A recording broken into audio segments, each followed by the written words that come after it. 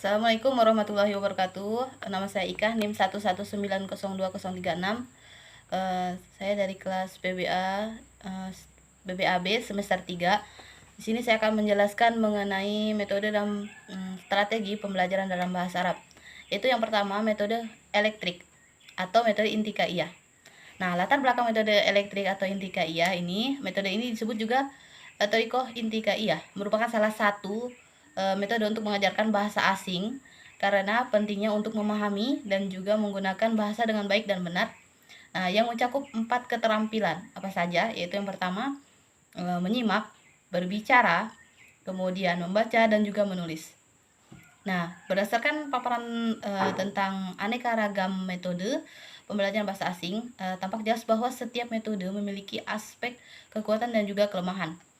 Nah, berbagai metode datang silih berganti karena adanya ketidakpuasan terhadap metode-metode sebelumnya. Namun metode yang baru pun akan mengalami hal yang sama, yaitu dikritik dan dianggap tidak mampu lagi memuaskan kepentingan pengajaran bahasa pada umumnya. Nah, di sini setiap metode memiliki aspek kelebihan dan kelemahan tadi, yang tidak lepas dari perhatian tujuan pembelajaran bahasa yang berbeda-beda.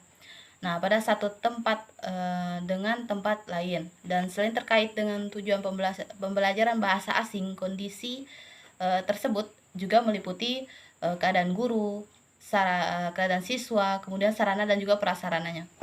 Nah, menurut KBBI, elektrik secara bahasa dapat diartikan bersifat memilih yang terbaik dari berbagai sumber. Nah, dalam kaitannya dengan penggunaan sebuah metode, pada artinya tersebut dapat dipahami bahwa menggunakan satu metode dengan metode lain. Nah, metode tidak hanya terpaku pada satu metode saja, tetapi mengkolaborasi antara satu metode dan juga metode yang lain, sehingga terbentuklah variasi metode. Nah, kemudian B, pengertian metode pembelajaran elektrik.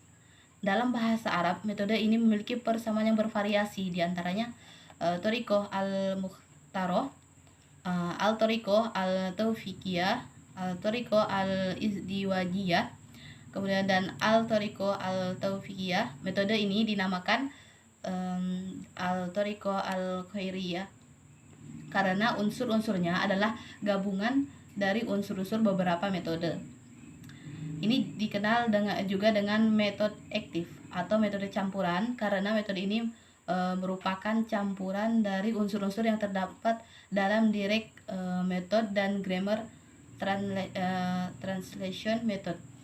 Kemudian ada juga tujuan dari metode ini, yaitu yang pertama, tujuan adalah pemahaman lisan. Untuk mengetahui kemampuan bahasa lisan, maka metode yang digunakan adalah metode sam'iyah syafawiyah. Pada tahap ini, siswa dilatih untuk menggunakan indera pendengaran atau telinga untuk menyimak kalimat-kalimat yang baru didengarnya. Nah, kemudian yang kedua, yaitu pada metode yang kedua ini melatih kemampuan berbicara agar bisa berkomunikasi secara lisan. Nah, untuk mencapai tujuan ini, siswa dilatih untuk menirukan pelatihan yang diberikan oleh guru, artinya di papan tulis. Kemudian tujuan yang ketiga yaitu melatih kemampuan siswa untuk membaca kalimat yang sudah disampaikan pada tahap latihan percakapan secara lisan. Nah, membaca pada tahap ini adalah membaca dalam hati yang terjadi di saat siswa melihat tulisan yang dipaparkan oleh guru di papan tulis. Maka pada tahap ini indera penglihatan yang dapat giliran dilatih untuk mengenal bentuk tulisan. Kemudian yang keempat, tujuan dari metode ini yaitu melatih siswa untuk memproduk tulisan secara fungsional dengan menggunakan kosakata dan pola kalimat dasar yang sudah dipelajari pada tahap sebelumnya. Kegiatan ini dilakukan melalui drill terprogram, bisa dilakukan di kelas maupun ditugaskan untuk dikerjakan di rumah, termasuk penguasaan imla mankul. Nah, kemudian di sini ada implementasi metode elektrik. Seperti apa yang telah dipaparkan, bahwasanya metode elektrik ini paling tidak ada dua model metode dalam metode elektrik ini. Salah satu yaitu metode fungsional. Nah, di sini ada langkah-langkah metode fungsional.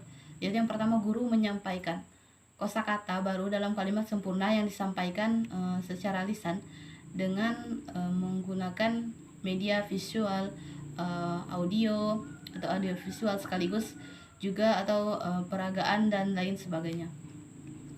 Nah, kemudian di sini guru mengulangi penyampaian kalimat tadi dengan pelatihan yang benar sebagai model untuk ditirukan. Artinya siswa menirukan apa yang diperagakan oleh guru tersebut. Kemudian yang ketiga, guru menuliskan kalimat yang diucapkan dari tadi di papan tulis agar siswa dapat melihat bentuk tulisannya dan membaca dalam hati melalui penglihatannya. Kemudian yang keempat, guru mengulangi pengucapan kalimat dan mulai menyampaikan beberapa pertanyaan sederhana seputar kalimat yang diajarkan. Diawali dengan pertanyaan yang paling mudah untuk mengecek tingkat pemahaman siswa tersebut.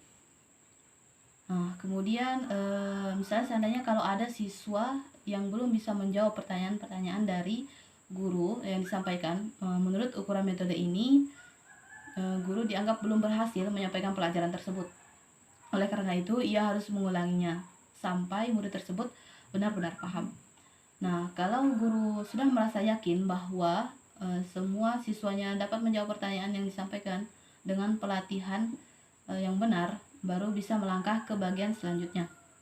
Tahap ini mungkin menghabiskan 20 menit atau juga lebih. Setelah itu, guru meminta siswa untuk membuka dan membaca materi yang disampaikan secara lisan. Kemudian kelemahan. Nah, di sini ada kelemahan dan juga kelebihan dari metode elektrik ini. Nah, pada metode elektrik ini berusaha memadukan kelebihan-kelebihan pada metode sebelumnya sehingga dapat menutupi kekurangan-kekurangan metode sebelumnya. Meskipun begitu, metode elektrika ini tidak menutup kemungkinan masih terdapat kekurangan yang harus diatasi, sebagaimana yang dikatakan oleh Aziz Fahrur Razi dan Erta Mahyudin, bahwasanya mereka mengatakan metode ini bisa menjadi metode yang ideal apabila didukung oleh penguasaan guru secara memadai terhadap bagian macam metode, sehingga dapat mengambil secara tepat segi-segi kekuatan dari setiap metode dan penyesuaian dengan kebutuhan program pengajaran yang ditanganinya. Kemudian menerapkan secara fungsional. Sebaliknya, metode ini bisa menjadi metode seadanya atau juga metode semau guru apabila penilaiannya hanya berdasarkan selera guru atau atas dasar mana yang paling enak dan yang mana yang paling mudah. Nah, artinya pemilihan bukan didasarkan pada pertimbangan yang bertanggung jawab.